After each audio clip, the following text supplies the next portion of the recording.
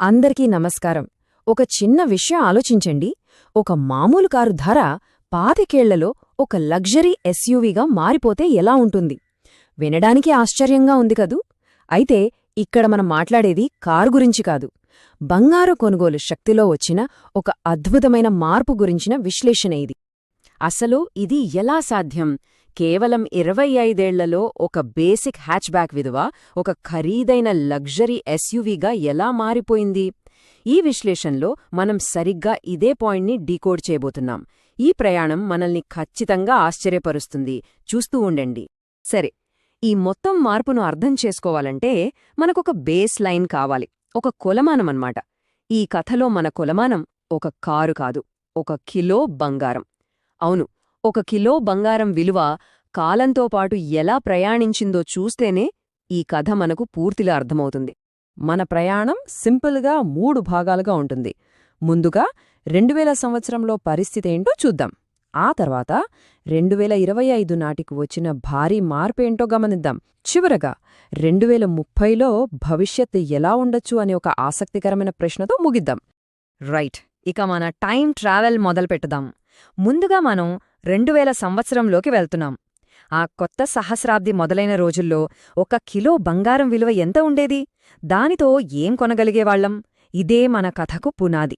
ఈ మొత్తం కథను పూర్తిగా అర్థం చేసుకోవాలంటే కొనుగోలు శక్తి లేదా పర్చేజింగ్ పవర్ అనే ఒక చిన్న కాన్సెప్ట్ మనకు తెలియాలి.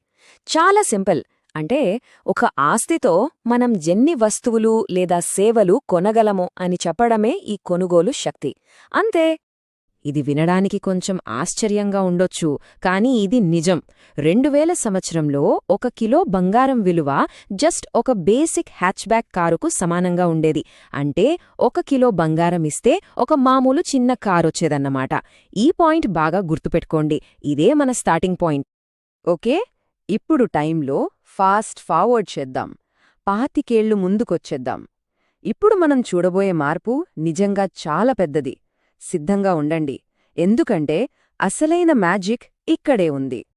చూడండి, ఇక్కడే ఉన్న అసలు విషయం. 2000 సంవత్సరంలో ఒక మామూలు హ్యాచ్బ్యాక్ కొనడానికి సరిపోయిన కిలో బంగారం 2025 నాటికి ఒక హై ఎండ్ విలాసవంతమైన రేంజ్ రోవర్ను కొనగలిగే స్థాయికి పెరిగింది. ఇది జస్ట్ పెరుగుదల కాదు, ఇదొక కంప్లీట్ ట్రాన్స్ఫర్మేషన్. ఒక బేసిక్ కార్ నుంచి లగ్జరీ కార్కి. ఇది ఏం చూపిస్తోందంటే బంగారం కాలక్రమేణా తన కొనుగోలు శక్తిని ఎలా నిలబెట్టుకుంటుందో, ఇంకా ఎలా పెంచుకుంటుందో చెప్పటానికి ఇంతకంటే మంచి ఉదాహరణ ఉండదేమో. అంటే దాని విలువను కాపాడుకోవటమే కాదు, అంతకు మించి పెంచుతుంది. సరే, బావుంది. ఒక హ్యాచ్ బ్యాక్ కాస్త రేంజ్ రోవర్ అయింది. కానీ అసలు ప్రశ్నేంటంటే ఇంత పెద్ద మార్పు ఎలా సాధ్యమైంది? దీని వెనుకున్న ఇంజినేంటి? ఇప్పుడు ఆ రహస్యాన్ని కూడా చూద్దాం. ఈ మొత్తం ట్రాన్స్ఫర్మేషన్ వెనుక ఉన్న సీక్రెట్ కేవలం ఒకే ఒక్క నంబర్.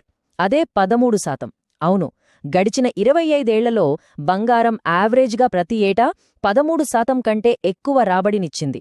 ఈ పవర్ ఆఫ్ కాంపౌండింగ్ వల్లే ఇంత పెద్ద అద్భుతం జరిగింది. ప్రతి సంవత్సరం 13% రిటర్న్ అంటే అది చాలా పెద్ద విషయం. ఇది కేవలం పెరుగుదలను చూపించడమే కాదు, ఒక లాంగ్ టర్మ్ ఇన్వెస్ట్మెంట్గా బంగారం ఎంత పవర్ఫుల్ అనేది చూపిస్తుంది. మార్కెట్లు ఎలా ఉన్నా సరే తన విలువను కాపాడుకోవడంలో దాని స్థిరత్వాన్ని ఇది రుజువు చేస్తుంది. ఓకే, గతం చూశాం, ప్రస్తుతం ఏం జరుగుతుందో చూశాం, అంతా బానే ఉంది. మరి భవిష్యత్తు సంగతేంటి? ఈ గ్రోత్ స్టోరీ ఇక్కడితో ఆగిపోతుందా, లేక ఇంకా ముందుకు వెళ్తుందా?